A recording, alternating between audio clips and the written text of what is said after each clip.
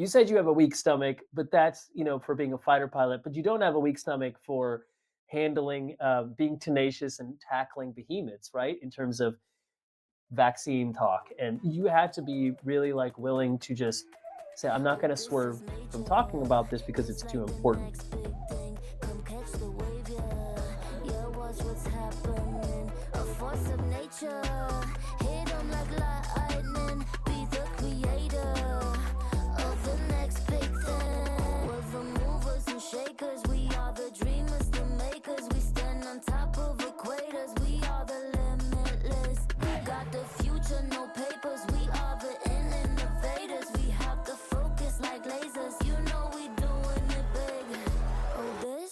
Greetings and welcome to the Compromised to Alchemized podcast with me, your host, Dr. Neil Bolton-Donnie.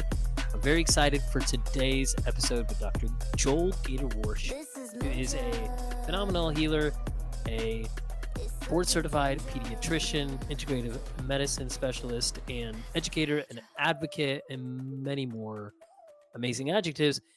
So he practices in LA, Studio City, and we get into a lot of great and exciting conversation here about, yes, agency, advocacy, cognitive dissonance, really what provokes Joel to do what he does.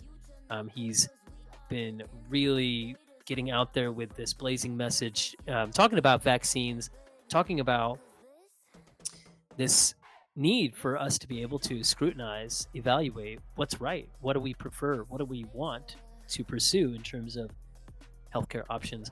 But really, he talks about this from the context of we need to have the right as parents and people to choose what we put in our bodies. So I really loved our conversation, and many of you, you're going to know who Joel is. He has been really especially in the last couple of years, and even going back a little bit more than that, really provoked. He's been really provoked to talk about this more. So he's been on some stages, on some pretty big platforms and podcasts talking about. We have a collaboration going on, which I'm really thankful for. Thanks to Ina Henry, amazing lactation consultant, nurse, and she's in the Woodland Hills area, LA area. So we get to collaborate, her and I, and she's the reason that I know Dr. Joel. And with that, it's really phenomenal to see not only the conversation that we had talking about Dr. Joel's interest in what he doesn't know about, right? That's what that led him to pursue learning more about vaccines, because there's not much education they get, right? Even MDs and pediatricians about this topic. And so that led him to pursue more about that as he just was provoked with all the families that he saw. And so we resonate in that. We, in the support and care for families and agency, I got so much, joy out of having this conversation. I also want to just remind everybody or encourage everybody, some of you are going to be finding out more about my sort of field in the airway space, airway and feeding healthcare, with my knowledge of the floor of the mouth. And some of you who know me, you've been following me for a while. I'm excited too that I'm going to be launching a community called the Embodied Voice. It is the intersection of the anatomical and physiological and the intuition, the voice reclamation, and agency, and the keys that I've learned from all my years of experience in the airway feeding world to understand how we have this time where we need to more than ever have the ability to speak up. And so this is that clarion call. So encourage you all to hop on the wait list. You can find it in the show notes. And, please comment on Instagram, where I most live. Comment, in the podcast itself. I really would love for you to do that. I'd love to know what you loved about this episode. I'd also love to know what you'd love to know more of. So, without further ado, hope you enjoy this episode so much, and look forward to hearing from you. This is major. All right, I'm excited, Joel, to have our conversation today. Dr. Joel Gator Warsh, you're LA based. Of course, so many people know your name, or if they don't, they know that you're the one that's raising the conversation to a high level and talking about agency, parents' choice, information about science, and making sure vaccines have a proper diligence applied to them. So I love that. I've been really enjoying kind of listening to you. We have a mutual person, Ina Henry, lactation consultant in LA, who's the reason I know of you actually in the first place. So shout out to her. So first of all, thanks for being with me and having this conversation. It's been fun to get to know you for a few minutes before, but I'm really excited for what we'll chat about. Yeah, thank you for having me on, and yeah, shout out to Ina as well. I'll send one as well. Yeah. Yeah, she's great. She's warm, caring, intuitive, brilliant. Um, and so it was really cool to hear, she goes to Studio City, you're there, your practice is there. And so it's really fun also for me having moved to the area 7 months ago, Santa Barbara, but I'm part of the SoCal group as I go to LA once a week to work, is that getting to see patients, I really can resonate a lot with you on how you view kind of your role as a pediatrician, but I think also just like an advocate for parents, an advocate for, I think, practitioners as well, and for just people. So, even though I've been at the top of California for many years, been practicing overall for 18 years as a chiropractor, but I'm much more a family practitioner who specializes in helping people with airway feeding issues. But I just have journeyed with families, with moms prenatal, postpartum babies. Then you have, the families, the family unit. And maybe my kind of thing to say here is that, like, it's a village. So I see families with doulas, and they come in the room, and then, or even great grandparents are with the grandparents, are with the parents, are with the babies. Like, that's been a great honor to have been able to journey with families that way. So I can really connect with what you talk about when you say, like, there just needs to be more space for people to have voice in, like, what you journey with as healthcare options. But I view you as much more than healthcare. It's it's um it's a it's a voice for the voiceless, a voice for the many people out there who, I don't know, have felt like they didn't have maybe as much of a say in the matter when they're going to pursue options for healthcare for their families. So I know I really love how you're talking to people about saying, like, I'm not, and I'm going to put words in your mouth, but then you can always correct me. I like how you say you're not there to convince people, to tell them what to do necessarily. You have your understanding of things.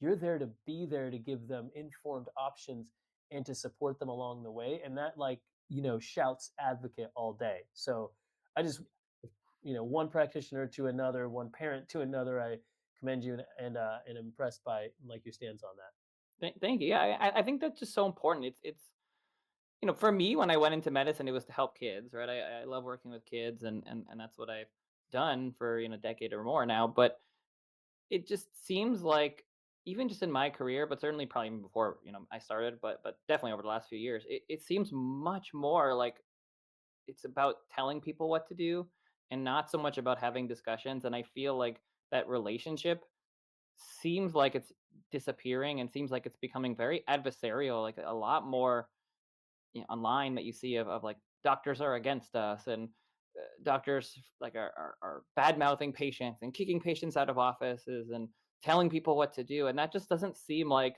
the relationship that medicine was ever supposed to have. And I really got frustrated over the pandemic, and I think a lot of people did, just watching sound bites and propaganda and safe and effective and all these things that we're told, as opposed to having discussions about what we know and partnering with patients and offering advice and offering informed consent. And that just seems like we were going in the wrong direction. And that's what really led me to write my book, Between a Shot and a Hard Place, about vaccines, because I've been getting more and more questions about vaccines over the last few years, and it wasn't something I ever felt really comfortable talking about. You really couldn't, because you just get censored and deplatformed and all these things. And I was like, well, you know what? I just need to talk about it. I can't just talk about it in the office. I'm getting so many questions, and I have to research this and really understand the topic if I'm going to give advice, and I'm going to talk to people about this. So that's what kind of led me here. But yeah, it's not about telling people what to do. It's about discussing it. I don't think my job or any doctor's job is to tell people what to do in general. It's really to inform people of their options and help them to make a decision. But that doesn't seem like what's going on Yeah. lately, and I'm trying to push back on that a little bit, and really find that partnership again.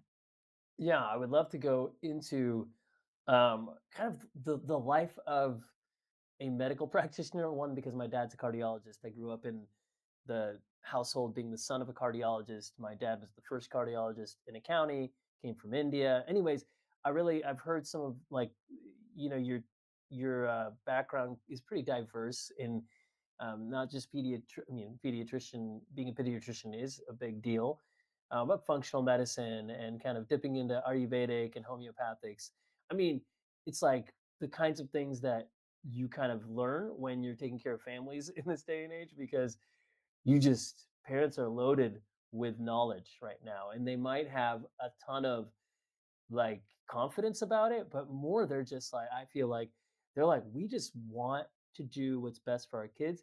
We need to learn these things. And so to have a provider like you who kind of knows some of those things, you can kind of like speak the language, but also I think it even more like goes into being an advocate for people to choose. So kind of before, if you don't mind me asking, um, I haven't really heard much of like when you were growing up back to before you chose medicine. What is there something you thought you would end up doing one day, like that kind of like you could say that was a crazy dream that you didn't end up doing, or even like a little hint or clue to what you are doing now? Yeah, when I was younger, I don't know that I was really thinking about it. I would say what really led me down to working with kids was working, well, coaching my brother. Mhm. My brother played. I played too, but like he played a lot of baseball and hockey, and I was coaching his teams, and I just really loved doing that. And so I think originally I thought like maybe I would be a coach or something like that. Mm, I mean, I guess originally going way back, I thought I was gonna be like a fighter pilot. okay. I love that, like Top Gun, all that stuff. But then I have pretty weak stomach, and so even like roller coasters. So there's like, that's out. Like probably need to have a stronger stomach to be a fighter jet pilot. But then I love working with kids, and I coach sports, and then I worked in summer camps for a while, and so I like working with kids, and going through school. I like science, and so it seemed like natural. As I decided to become a doctor, that I would work with kids. So when I went to med school, it was always to become a pediatrician. There wasn't really any other direction that would go. I feel like getting ahead of problems is where what I like to do, and that's what drew me to pediatrics in general. It's more fun working with kids, I found, and just ultimately you get to prevent problems, which really is one of the good reasons to go into medicine, I think. And again, one of the reasons why I got frustrated, I think, over the last decade, because we're not really preventing anything anymore. We're generally focusing on treatment, and I think that's a big problem with medicine these days, especially with the chronic disease epidemic, that so much of the focus is on treatment and very little on prevention. And we've lost that. We've lost discussions about nutrition and toxins and exercises. There's just not enough time to do it, and it's really not a focus at this point. And obviously, treatment's important too, but we have this big chronic disease epidemic, and it seems over the last few years like that's just not something that we're talking about. It is certainly something we're talking about more this year in the Yeah, last little bit, but yeah, absolutely. that's just pretty new. Yeah, and I love that. Also, it's like paraphrasing, extrapolating. You were like wanted to get in into helping children, and so thinking, well, I'm gonna help and be in prevention, which you could be, but as a system in healthcare, it's like, well, if you take the same paradigm of treatment, and you apply that to a younger age, the paradigm still pervades, and it doesn't actually lead to getting to the root cause and doing things like practices to prevent disease versus just treating them, right? Yeah, and you're not trained in that really. Like you're there's not a lot of training in thinking about root cause. It's not really the way you think. You think about pharmacy, Right. pharmaceuticals. You think about how to treat a disease, which again, it's all important stuff. But you don't get a lot of training in nutrition. You don't really talk about it. You don't really think about it. And until I did functional medicine training, Yeah. I went to the the program, and I'm like, wait, why are we not thinking like this? Like, Yeah. you hear about it, all that stuff is kind of being woo woo and out there, and then you go and you're like, wait a minute, like that's very much not woo woo. Like, we should obviously be thinking about this, but then it just complicates within a system where, as I was working in residency and in a hospital, you have like 2 minutes with the patient, so you can only talk about so much. It's not just that you want to do it, but you also have to figure out how to do it within a system. Hmm. And ultimately now in private practice, I have a little bit more time, which is good. I still don't have the amount of time you would really need to do the most appropriate job. Like, you need an hour or two with patients multiple times to really be able to go through this. It's not really overly practical unless you have a cash based practice totally where you're charging tons and tons of money, which most people can't afford. But that's really what we need. I mean, we need some sort of system where we can focus on prevention. But I'm trying to bridge that gap, and at least doing things like this. If I can't do it as much in the office or to everybody, then at least I can speak uh, to people so they can kind of learn about the stuff that I'm learning about, and we can think about these things, and that way, hopefully, it can help parents in general, even if it's not a patient encounter. But I still think it all helps. Yeah, absolutely. And you're getting your, thoughts and instruction and wisdom. I'm going to say, very little on this because you've already said it, but we have the benefit of social media. We have the benefit of podcasts. We have the benefit of these things, which so many people learn from. And there's way more people that are going to get to that than can come to you in person. So it's phenomenal that you're generous and really getting your message out there. And your book is really striking chords. And I would say, oh, but to go back, yeah, striking chords, yeah. And then there are definitely people who um, might be discordant with or feel like what you're saying is, and I know, like you said you have a weak stomach, but that's for being a fighter pilot, but you don't have a weak stomach for handling being tenacious and tackling behemoths, right? In terms of vaccine talk, and you had to be really like willing to just say, I'm not going to swerve from talking about this because it's too important. um, do you feel like that is like that tenacity and that decision is just, oh, it's not a big deal, I just knew I had to? Or do you go back to a place of like internal tenacity? Like, where did you get that place where you're like, you're just going to talk about it and you're not going to really care what? Yeah, I think it's something that's evolved over time. Yeah, I definitely cared more a decade ago than I care now. I think it builds over time. I think with social media, if you want to do it, and I never did want to do social media. I mean, obviously, as a doctor or practitioner, we're not trained in any of this stuff. You kind of have to learn it as you go. And even originally, my wife was like, "Oh, you should do social media." I was like, "I don't. Who needs Instagram? It's stupid, right?" And then you're doing it, and you realize the power of it as it grows. And I think just seeing how much my platform has grown on Instagram, especially. That to me means, okay, people want this content, like they're willing to share it, they're interested in it, which is great, and so that pushes me to do more, and to be able to get my message out there.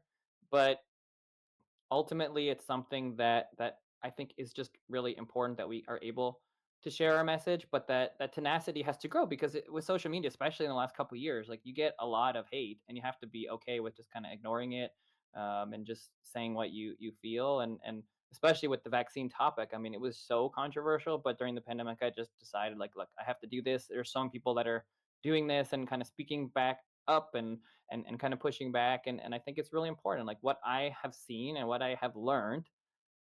It's important to talk about, and I can't be on social media or be in the office and have those conversations in a silo and not have those conversations out here too. I think it's just too important. I mean, vaccines are just too important topic that we should be able to talk about it. And ultimately, that space is so divided, it's so extreme, and the only things you ever really hear are very very pro-vaccine or very anti-vaccine. But the reality is most people are in the middle, and there is a massive growing movement towards a concern around vaccines. I mean, most parents are concerned now, at least to some degree, about vaccines. I mean, you look at the statistics, and it's like 50 to 70% have concerns. 25 to 50% are not following the regular schedule. We have more exemptions, more kids that are unvaccinated. Like, there's just more concern around them in general. And if we don't talk about it, then we're never going to make it better. And I'm against vaccines. I just think that we need to be able to talk about it. And I feel like by positioning as a pediatrician, someone who does vaccines all the time, but also someone who's kind of in between worlds, and who has trained at Children's Hospital Los Angeles, which is a top Western program, very very Western, and then also being an integrative space in Los Angeles, that gives me a very unique perspective to be in the middle somewhere.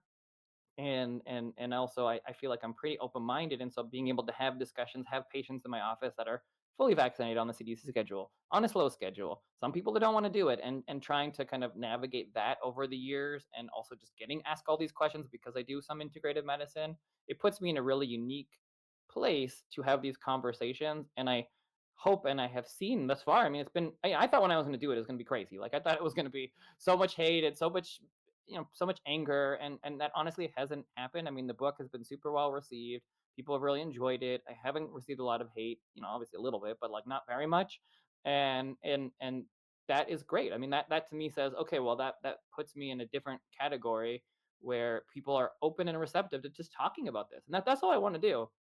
I'm not trying to get people to vaccinate or not vaccinate. I'm trying to have discussions around vaccines because I think it's important. And I think we want to always strive for the best products that are the safest possible. And oftentimes the conversation is either you should never do it or you should just do it no matter what. And that's not true of anything in medicine. So I think we need to have nuanced conversations. And the more we can talk about it like this, the more that it's gonna move away from taboo to being able to have these conversations. And then you can find some middle ground where, like, okay, well, maybe these are the things we need to research a little bit more, maybe these are the things that we don't know as much as we thought we knew, or here's some changes which we could think of that are reasonable changes, not to stop people from getting vaccines, but like to try to make them safer or better, if that's possible. I think it's always possible. Yeah, and I feel like there's um, that place that you talked about. You said there's these polar opposites of people who are like, 100% in on vaccines, and people are 100% out. But there's this big middle spectrum, and I feel like that place in the middle is where I'd love to ask you about. There's many people that are in the different ends of that spectrum, and I could say also there's this conversation might hit differently, as you probably covered a lot, people in different areas, right? Like I'm a practitioner who started out in Illinois, where I was born and raised, so I could easily write exemptions with proper documentation, proof, and etc. You know, whereas in California, again, not a traditional chiropractor. I'm much more an integrative practitioner, interdisciplinary body worker, etc. But we'll just say, as a chiropractor in California, it's not the same, right? And Mhm. also, I have 3 kids, and we've had to go through this journey of, like parents have to go through this decision. And I've been with many, many parents, like over this many years, nearly 18 years, where they've had to labor over, do I do this? What schedule do I get for my kids in vaccination? And I don't want to do it, or I do. But in order for them to go to this school, especially in California now, they have to be. So then, I just think that there's a lot of instances where parents are having to journey through being faced with a decision that's not about what's best for their specific child, for the specific health robust profile they want to have. That's a tough place. Yeah. So, Well, and I just think a lot of most people are not educated. I mean, I'm not even, as a doctor, you're barely educated in vaccines, right? I mean, I think that's the thing is, so you're trying to make these decisions that are monumental decisions, and a lot of people don't feel very educated. They've heard stories, friend's kid got autism, friend's kid had yeah, a severe reaction, friend's kid whatever, and you don't know whether it's true or not true. But especially after COVID, right, with COVID vaccine, everybody knows somebody who had a reaction to a COVID vaccine. You might have had a absolutely. reaction yourself.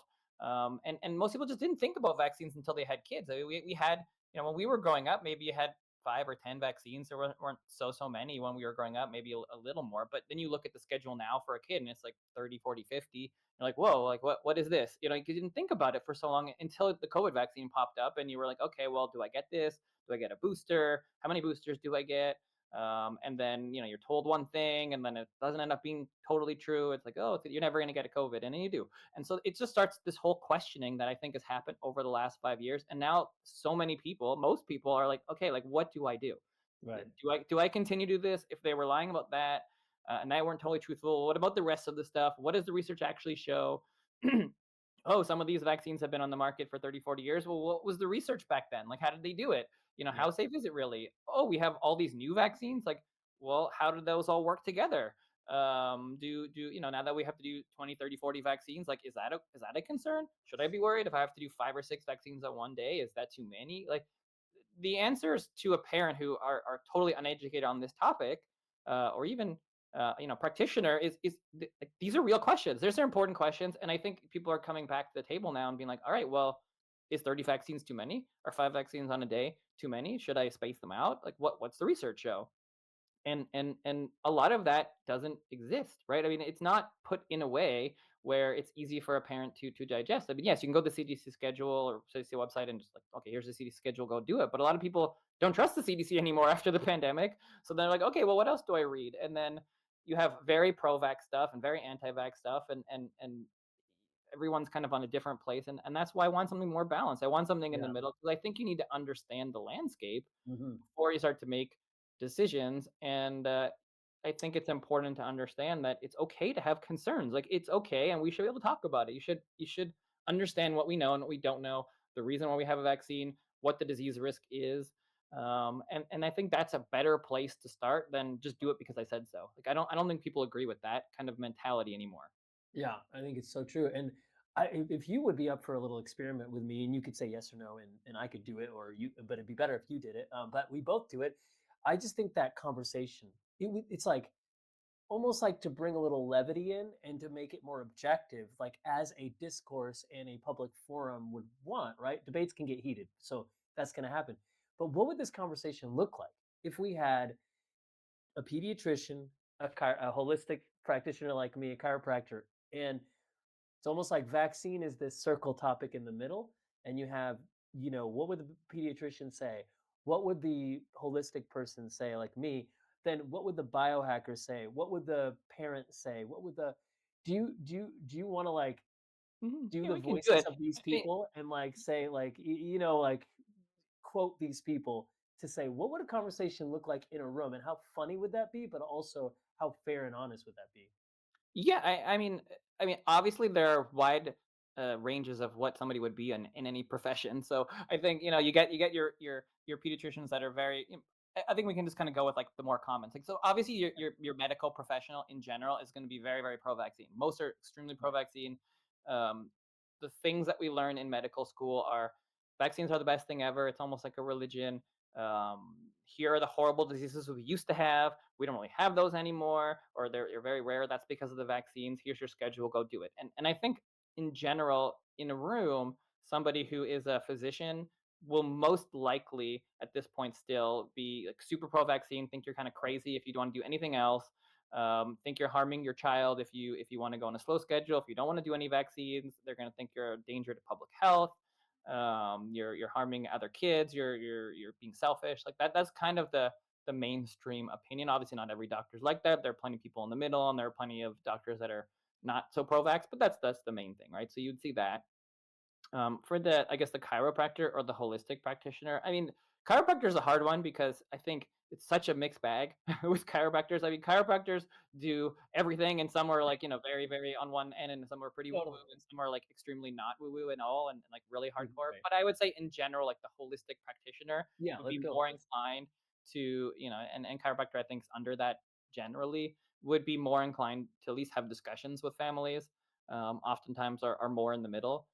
I found that most chiropractors, most holistic practitioners are not Sure. anti-vaccines, but they're more like the space that a parent could actually have a conversation with Yeah. in general, Mhm. and they're a little more thoughtful on the topic, depending on how much they've really looked into it. But Mhm, but mhm. but they're just more open to like, well, you could do a slow schedule. You could think about the things. Here's the ones that are maybe a little bit more important. Here are the ones that are less so because we haven't had those diseases in a long time, and we're open to working with you with whatever that makes sense. Like that's kind of the position I've seen most chiropractors and holistic professionals take. And then you have the really, really anti-vax people, which are like never take a vaccine ever, and they're the worst thing ever. And you can have those people in a room and they could argue all day and never hear the other people.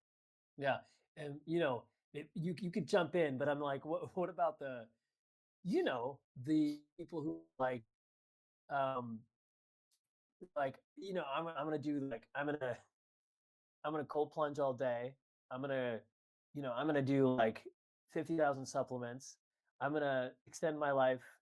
I'm not really picking on any one person here. It's not at all. But I'm like, ooh, I'm like supplemented up the wazoo. I've got red light going in the day. I've got purple light. This is me, right? Purple light going in the night.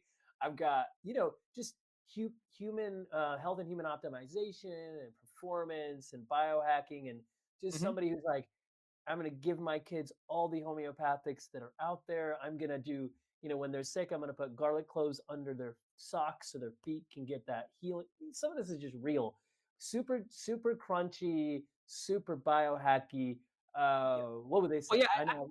I know where you're. The Yeah, biohackers are a mixed bag with vaccines. I think. Total, I total. would say it tends to lean more to the natural now. I would say Yeah, if you were looking in the biohacking community 5 years ago or before the pandemic, I don't even yeah, think vaccines was in their mindset really for the most part. I yeah, mean, right. certainly some would be, but I think a lot of them they would just be like, well, we're doing all this stuff, but vaccines they're like a separate category we're protecting. It's Yeah, not really like because like biohacking is like, well, how do you live longer? So I think the thought always was vaccines are the best thing ever. Like this is how you prevent disease. That's the good thing. I think that changed a lot during the pandemic, and a lot yeah, of people that would be in that community kind of moved from and like very democratic to kind of more conservative, much more like holistic minded over everything, and very like anti-vax or just pushing back against vaccines just because of the way that things were pushed upon them. And I think a lot of biohackers and people that were very holistic minded like didn't want to put something in their body that they didn't want to put in there. They're happy to put lots of things in their body,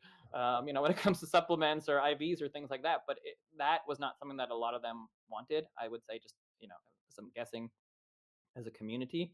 And I think that community really pushed back. And that's why you saw, this big following of, Secretary Kennedy and this movement mhm, towards following him because whether you call it biohacking or just maybe more health conscious individuals, yeah, there was this merging of that with health freedom and thinking about things and making sure you have data before you do things when it comes to medical, like pharma stuff. So I think there's a big pushback almost against pharma in general, as opposed to like supplements and IV drips and things like that. So yeah, I think that community is kind of pushed back against vaccines mostly now and are a big part of that wave of pushback, which didn't have a voice until now. But now you are seeing a lot of even the big biohackers are like, pretty against vaccines or there's a big pushback against the regular schedule now amongst individuals that probably never thought about vaccines 5 years ago. yeah. And I think you're touching on some things like we can pay homage to like like the people in biohacking that have led the way, like way before Dave Asprey, but including him. And then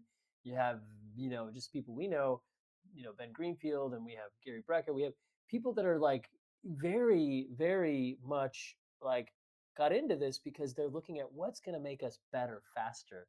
I think that's also where I come into this with, many years ago being involved with advising patients with peptides, with technologies that are really going to optimize, help them heal faster, help heal bone fractures more quickly.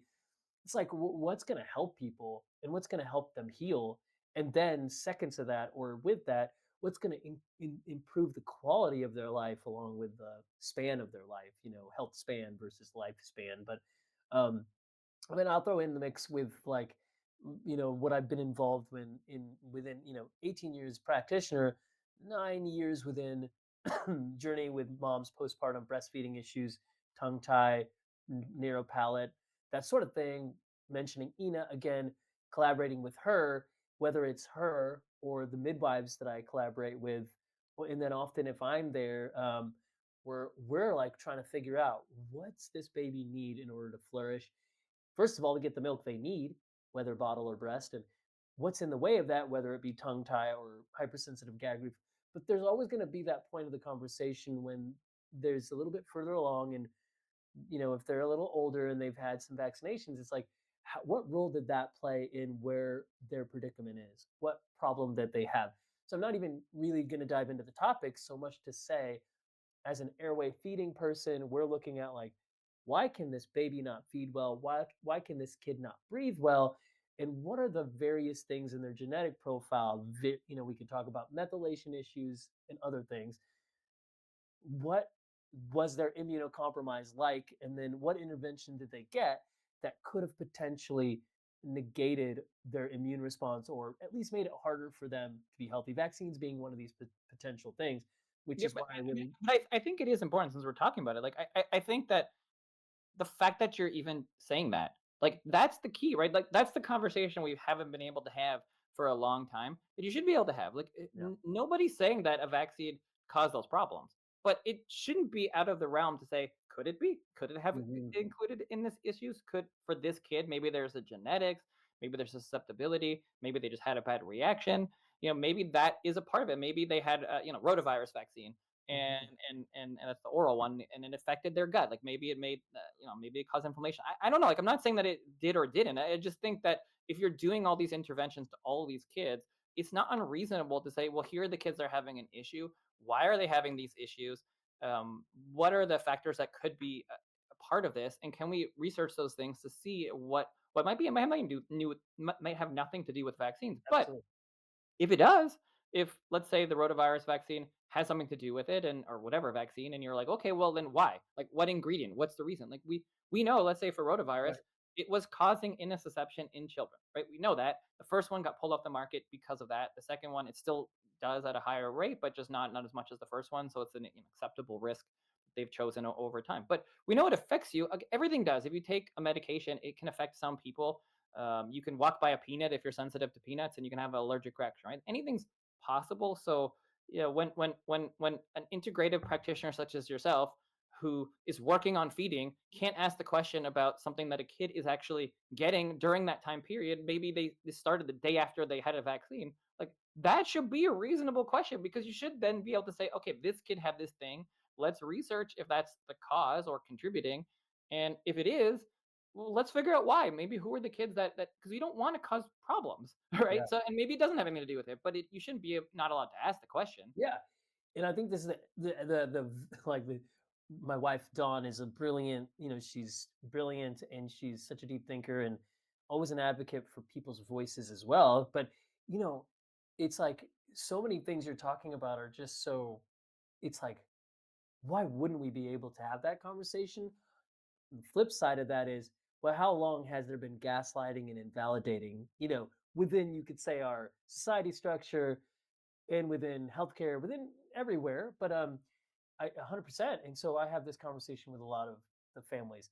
And, I would say touching back on, the talk of the COVID vaccine. And I always tell people right away, it's not within my scope to advise you on any of this, even to give you opinions. It's not, but supporting families, being a place of conversation with them, I love that and treasure that. And I can tell you, after thousands of patients over years, I mean, I've helped people right after their vaccines. There's Darshan's voice is ringing in my head saying, we got to talk about the different vaccines. They're way different. We can't just lump them into one sum, but let's just say COVID vaccine, other vaccines.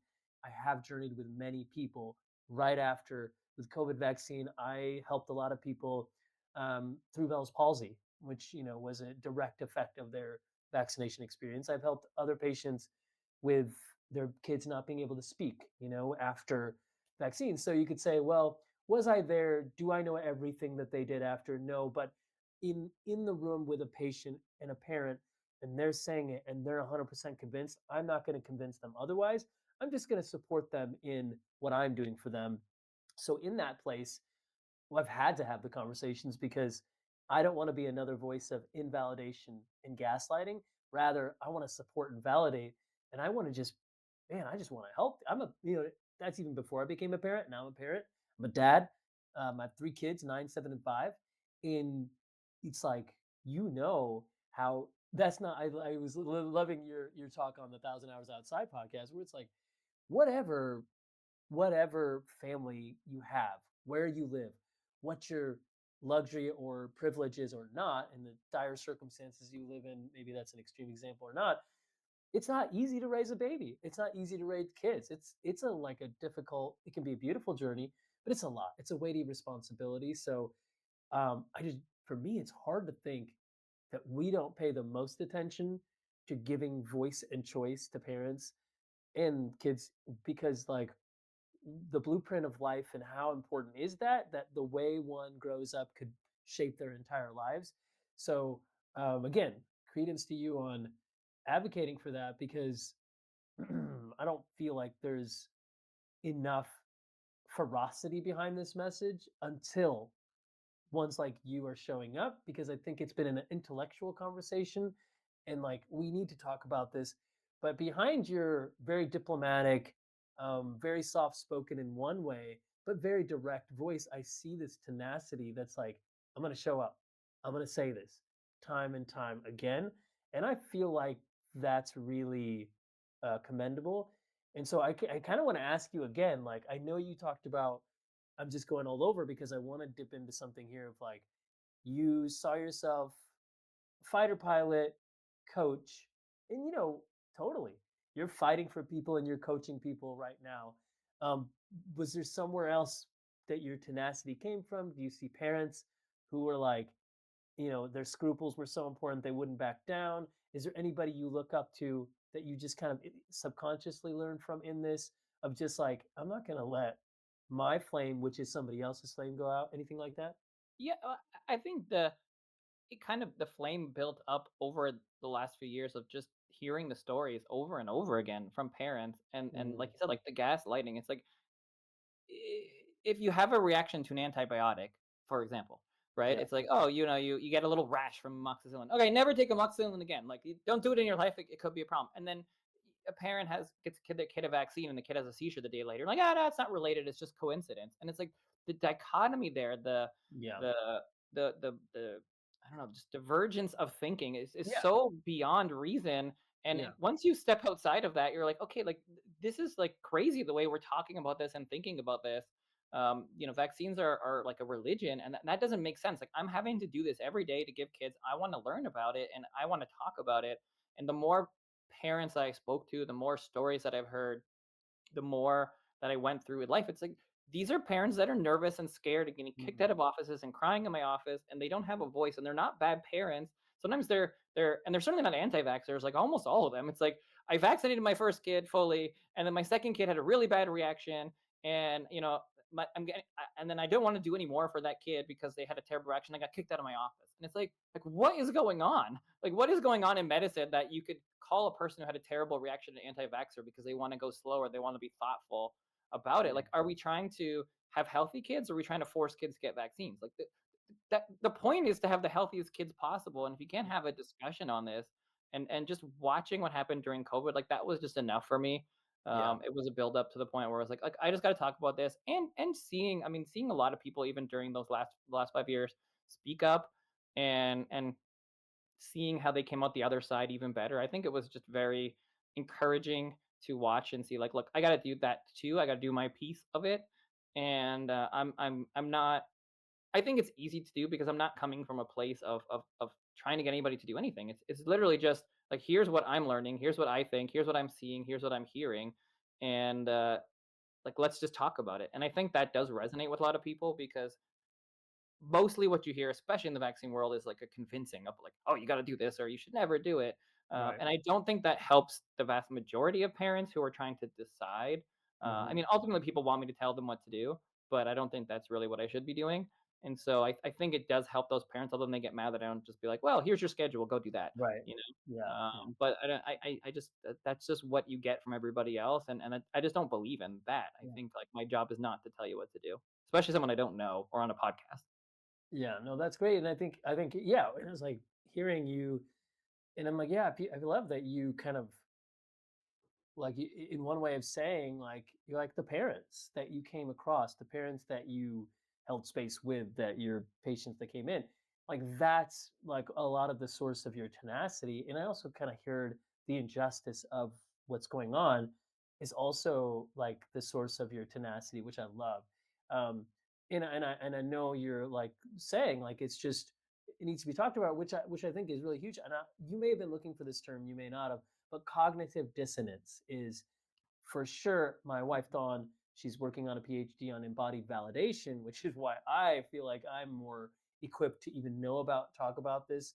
Um, but she's really brought to me this idea with a lot more elaboration on what is cognitive dissonance, what are the symptoms of that, how does that play out in a systemic macro scale, And I think you are, like, in one way, you're very much tackling the cognitive dissonance that's occurring within this topic of vaccines. And I think it's a huge thing to open up, because the great philosophers that we can look back to that opened up this conversation is is you could say that they asked the questions and they brought the discourse to a place of like, let's just examine what we're saying.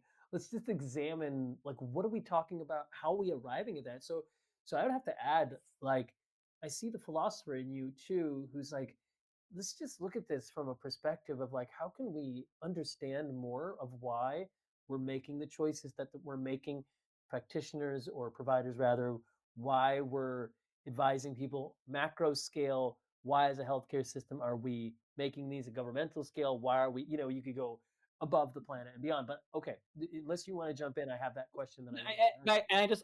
I very quickly, I just want to add, in the Please do. cognitive dissonance of being in the office, talking about vaccines, like it's very difficult once you start to learn all the information to sit there and have conversations with patients and say things without knowing all the details and not being able to provide them like understanding of long-term risks from vaccines when long-term risk is the big thing that's on parents' mind. Yeah. And that is a huge cognitive dissonance that I think is really um, now being shoved in the face of the medical system.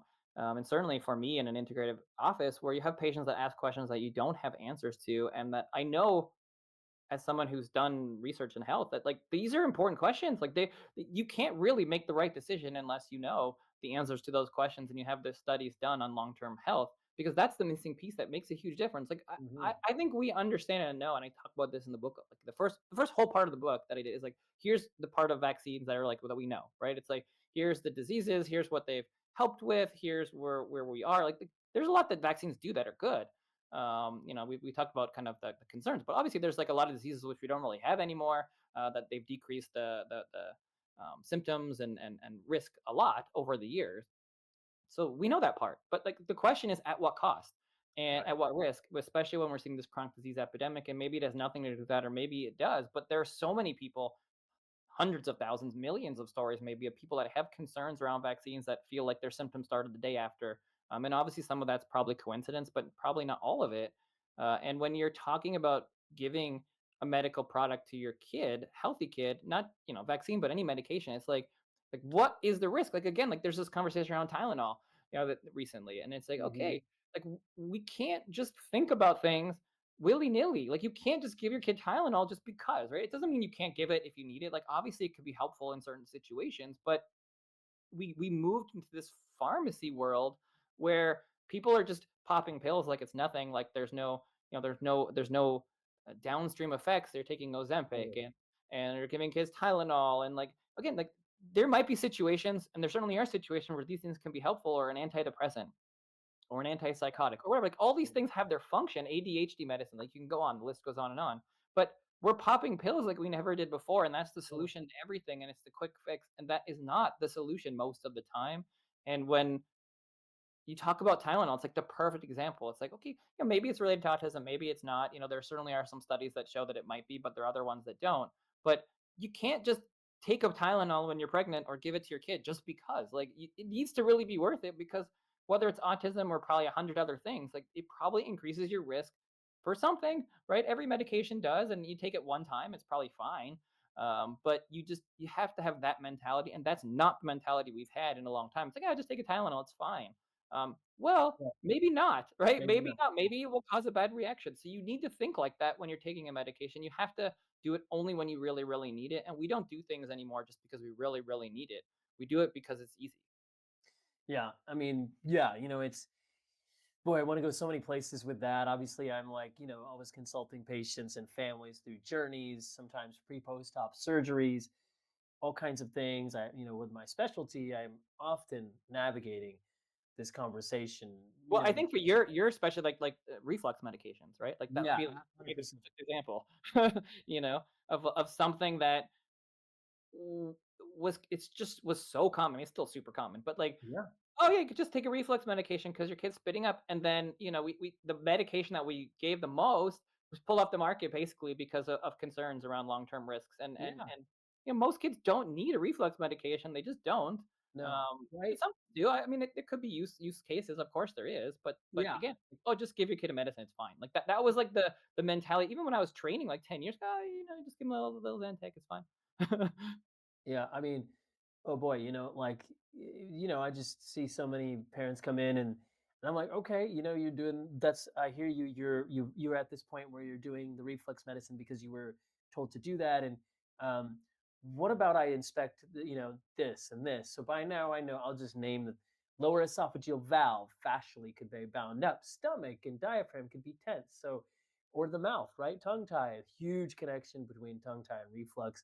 And I'll just say this for a technical perspective: the diaphragm made of two muscles, one for breathing, one literally is preventing reflux, defined in the oldest anatomy books.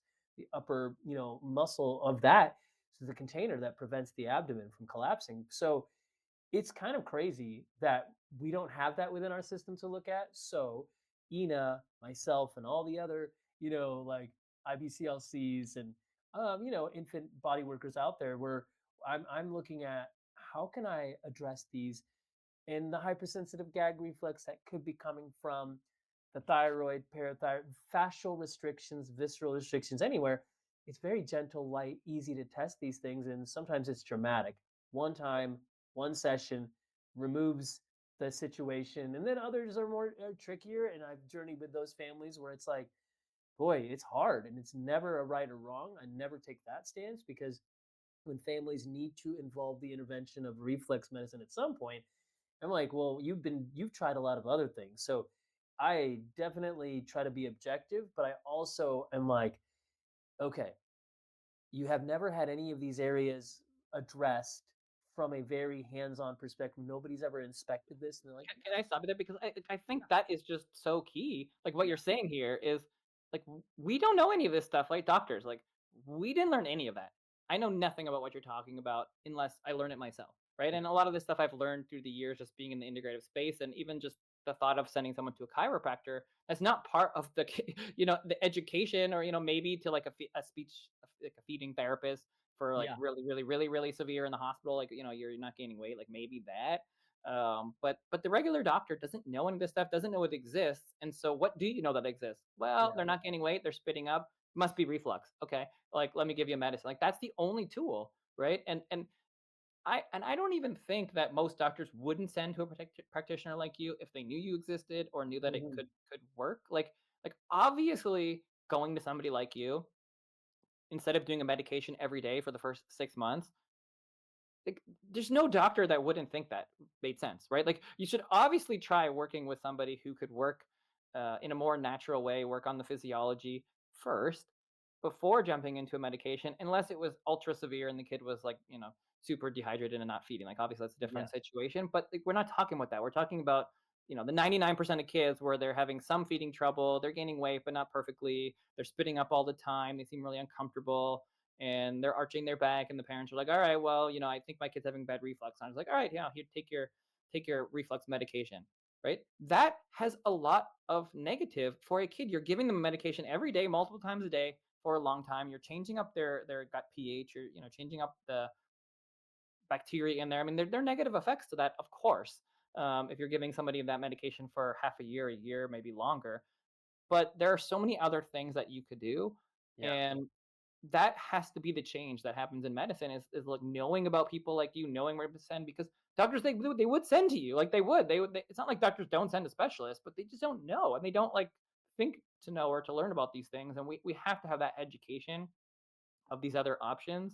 And there has to be a massive societal pushback to medication. Like it just has to be. And that's what I think, where that messaging gets lost on, like, even the messaging around Tylenol that we had recently. It's like, it's not that Tylenol, you can never take it, but the messaging has to be last resort, right? The messaging around a reflux medication has to be last resort. Somebody has to go to somebody like you first, and then you're like, well, you know what? This is super severe. They're not gaining weight. I've done everything that I could. They're still having issues. The reflux is super severe. We send you to GI. Like, okay, this is the situation. That's like 1 out of 1,000 kids, not 500 or 1,000 out of 500 out yeah, of 1,000 kids, which is the way that absolutely, it is now. absolutely. And I'm gonna say I love on your website, Ina Henry's listed on there because she's a great. She's referred to me so many babies. Like without her, I wouldn't have that because moms know we need lactation help, and she's a nurse as well. She actually does body work also, but she's like, oh, I know this family could benefit from what Neil does. So thankfully, there people can go find her on your website, and then also I'm here in LA, and I love supporting. I also work virtually, but what I was going to say is we also have a lot more answers, a lot more solutions. People are finding that, even if the pediatrician or the MD doesn't know about the practitioners, somebody like Ina or somebody like me who does have a good relationship with a lot of healthcare providers over the years. I've many MDs and osteopaths are my patients as well. Um, it's really great that we're in a time when people are finding things because I think you're right. Like to do no harm and to heal, and most people get into medicine because they want to help people heal. So we have a lot of energy towards that. I know I will give a shout out to my friend Sarush Izagi, who leads the Breathe Institute, and his wife Nora Izagi, Oh who yeah. are a Mhm. tremendous resource in LA for tongue tie, neuropalate, Yeah, anything. that's where we go for our den. That's where our kids go. I Oh love yeah, yeah. her. Yeah, she's the best. I love that. Yeah, they're amazing. I love them.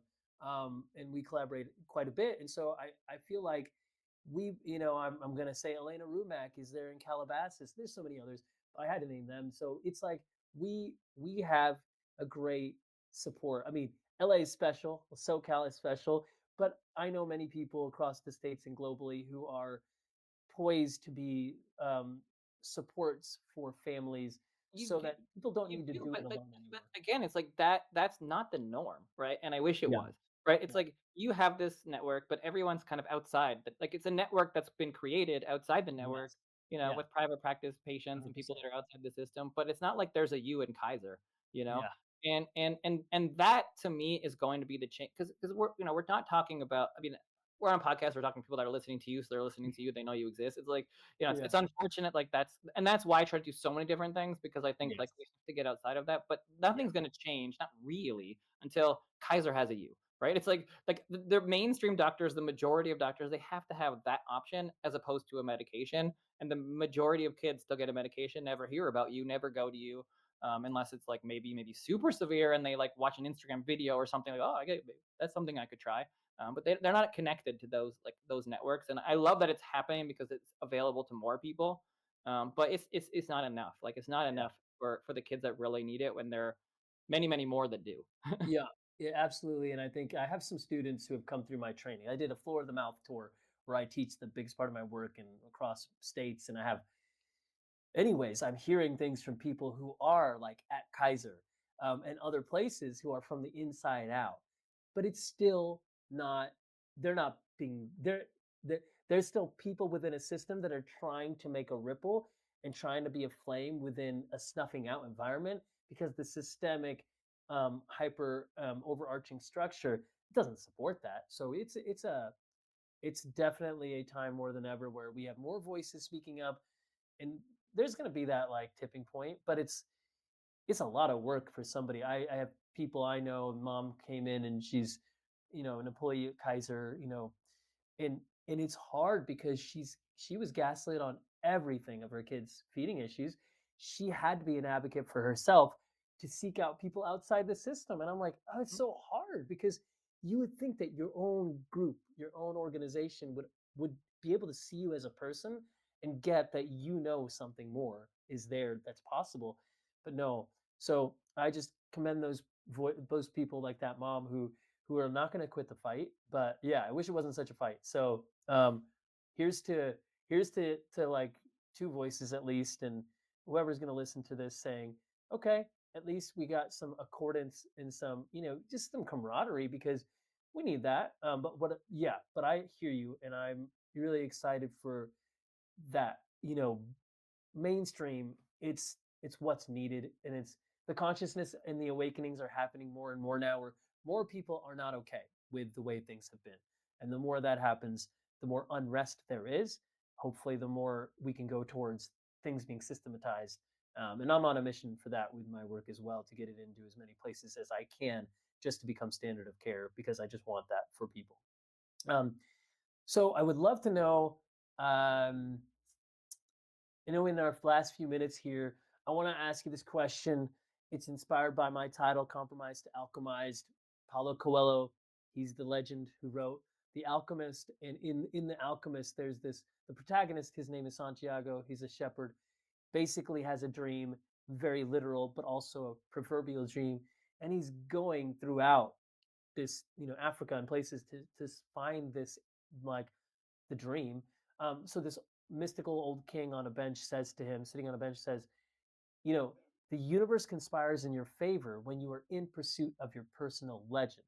And he eventually does complete his legend, gets mentored by an alchemist, but it's way more about finding love, things like that. So, anyways, I would love to know, what is Joel's personal legend, the thing that you were put on this planet to do, your destiny, your calling. I have a part two to that question, is how do you know you're on that path? What are practices that you have in place or the ways that you know? But to go at the front end of that, like, yeah, can you tell me what your personal legend is? Yeah, I mean, it's hard to know. I think just generally speaking, it's to help kids. I think that's always what I thought it was. Apparently, it's to talk about vaccines. It's not something that I would have imagined even just a few years ago. But I think that's very clear to me if you kind of watch the signs. Whatever that means. Just given that I started talking about it and it has gone so well, I would say, like, you would think you'd get so much pushback, and I haven't really seen it. I've only seen encouragement, and kind of pushing to be on things and being invited to be on more things. And so I think it's the honesty that comes along with being able to talk about that, has really triggered something in the universe or whatever it to, like, okay, invite me onto more things, like you're talking about the biohackers, like, I was on things like Dave Asprey and Gary Brecka and Gabby Lyons, like all these things that, like, and Mark Hyman, like, they never talked about vaccines, but they're talking about it with me. Yeah. And so I think that's like a good indication to just keep moving forward, and then I'm going on the right path. And whether I'm gonna be talking about vaccines in 10 years or not, I don't know. But I think the honesty kind of pushes it forward and helps me to be on things. And so I think at this point now, like, the next steps are just really that public policy aspect of the job. Continuing to do the work in the office, which is great, but that only affects so many people. So I think I've been, I mean, I don't know whether you want to call it lucky or good or whatever, but the Maha stuff, um, helping kids is what I always did. Maha, I was mahaing before there was ever a word. It's just a catchphrase, right? And it's a little political, but it shouldn't be. Like, helping out kids is not political, and so I'm happy to be involved in whatever ways I can to help with kids. And so I've just been able to be involved in some of that stuff. And I think that's going to well outlast Kennedy and all these other people, where I think it's just, at least we're moving in a direction of talking about helping kids and focusing on chronic disease. So I'll be a part of that in whatever way I can, in an unpolitical sort of way. But I think that's kind of the next phase for me, Mhm. is I'm trying to do as many shows and podcasts as I can, and then just trying to be more involved in, like, public policy stuff wherever I get invited. And so I'm always happy to do that, because I think that ultimately is really the big thing. Like, from an individual standpoint, these kind of things help. I think talking to parents and practitioners will change things on the small scale, but nothing's really gonna ultimately change unless we change on the bigger scale. And there's just some major policy things that need to change. And Maha stuff is good to some degree, but then a lot of stuff they're doing is pretty anti to the future of health. So it's a mixed bag. It's like there's a lot of good and a lot of good stuff that's been done.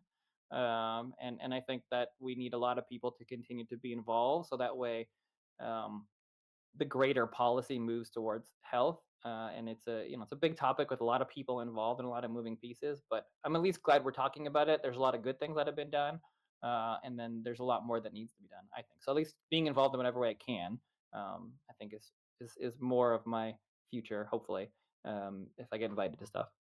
Yeah, well, that's gonna be amazing to see your track your progress, just kind of, see and witness that coming forward, just because you've already done a lot. And I can only imagine where you'll go, and what for that conviction, how many people that can potentially help.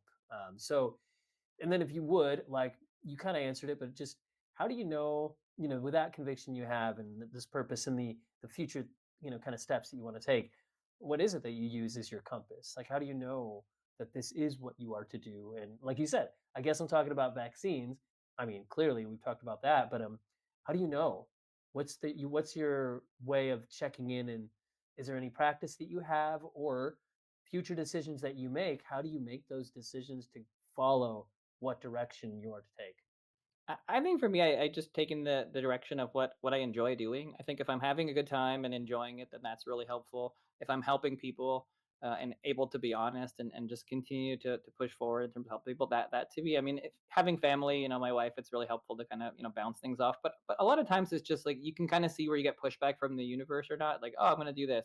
Okay, that works out. Oh, this thing Yeah. didn't work out. I guess that wasn't the right thing. Like with a lot of the vaccine stuff, it's like everything kind of pushed me towards that and has like opened up. Like I don't know, it's different because I even for me, like in the last 6 months to a year, my life is very different than it was even a year or two ago. I've done so many things and things have grown so fast just Mhm. because people are interested, but also because the world has changed and you have someone like Kennedy who Yeah. is, doing vaccine stuff every single day. And so it's like, oh, the news one's talking about this. And it's like, there's just so much going on in that world right now that it's like, it's impossible to keep up with every change and every discussion. And so I'm lucky to be a part of it, I think, because ultimately I get to be a bridging voice, which there aren't too many in a time where there's such turbulence around vaccines. But Mhm. I think that that's a good thing. I think we do need turbulence around vaccines right now because we need a better direction, and I think we're going in the wrong direction. And even as much as the medical establishment just loves vaccines and it's their religion, they're losing the PR battle, and Right. people are just not wanting to do it anymore, and just telling people to do it more and doubling down isn't working. And I think what ultimately will work in the long run is actually convincing people that something works, and you convince them by getting that research and having discussions. And so the turbulence is needed, I think, right now to provide the confidence or to make the changes that are required. And those things are only going to come through discussion and not through force. And we saw what happened with force with the COVID vaccine, where nobody wants to do it, right? So ultimately, that's not the direction forward. And the same thing's going to happen with the rest of the vaccines. If they start forcing it upon people, people are going to push back, and ultimately, they're going to not want to do anything. So that's not the best option either. Yeah, absolutely. Yeah, well, it's, kind of like the wide spectrum of, you know, it's like prove it, right? It's like if you're really convinced, prove it, and if you can prove it, then there's going to be something to say. But until now, the really you've said this, but it's like when people are suspicious of when anybody tries to force. So it's not really fooling. It's fooling less and less people. And I don't mean to even pick on vaccines, although that's a big part of this, the turbulence that's needed. It's like anything that's thrown with that much, um, force. People are going to oppose and rebel so that they can say, well, is that actually legitimate? Is that what's right?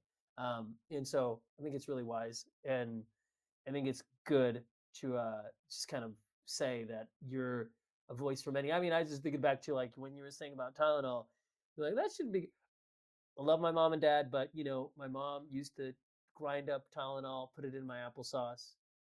She didn't know, right? She's the wife of a cardiologist who gave us a bunch of medicine. I love you, Dad. And we got medicine for everything, right? So I was given like Tylenol as a preventative measure for pain and growing pains. It doesn't work that way, right? So I couldn't stand applesauce for me for decades. I couldn't stand because it had the ground up chalky substance of Tylenol. So as a kid who grew up like that, hearing you talk as you do as a pediatrician, I'm like, I'm so happy that you know kids have you as a pediatrician in this world. But then also, as you're becoming like the pediatrician of America, I'm just calling you that. You're getting out there to help spread the word, just to bring like objectivity and conscientiousness, and with that I think it's just really important and needed. So anyways, before we wrap up, is there anything else? I mean, people know you, people know where to follow you. It'll be all in the show notes. And anything you want to leave us with before we end our time? I would just say, I mean, thanks for having me on. I think it's important that people realize that medicine at this point is not about prevention, and it's not woo woo to ask questions. I think it's okay, and you should feel confident that it's okay to ask questions, and that's being a good parent too. Doesn't mean you don't have to do something, but I think it's okay to ask questions, and you should feel like there's a growing community of parents. I mean, I don't know if it's even growing. I think it was always there, but I just think it was more. Everyone was so separated before, and everyone realizes now that there's this massive health community that we're all thinking about given what's going on. So I think that's just very important to know that we're all part of the same team, and we're all here for kids' health. And even if you don't agree on everything, that's fine. But we're working towards kids' health. So I think that's me. And yeah, I'm at Dr. Joel Gator on social media. The book's Between a Shot and a Hard Place. And yeah, thank you for having me on. Yeah, thank you so much, Dr. Joel. I really appreciate your time and loved hearing more about your life and about what provokes you, and amazing. So everybody, tune in wherever you listen. There'll be more info on this, but love your comments and tell us what you think.